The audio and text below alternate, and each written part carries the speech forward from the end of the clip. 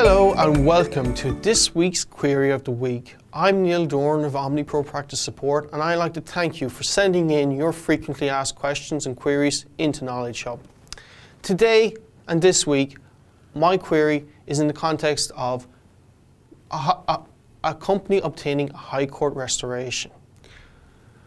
This is a question we get asked from time to time. I'm an auditor, and what am I required to do in order to get a company who's a client approach me to reinstate and restore my company which has been previously struck off?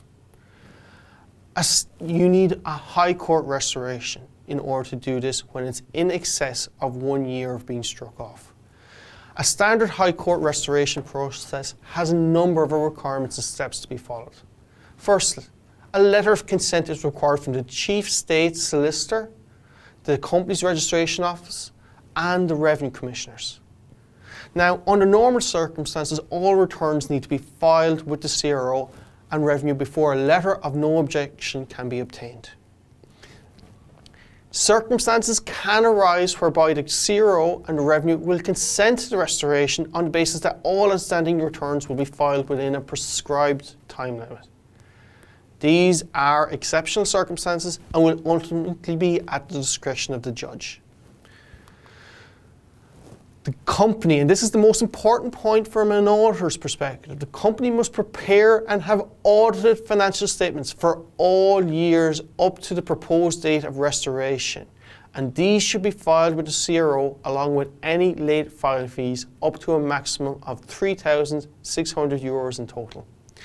Now, if, for instance, I have a company that has some property, it has been struck off for 15 years. I have 15 years sets of accounts to prepare.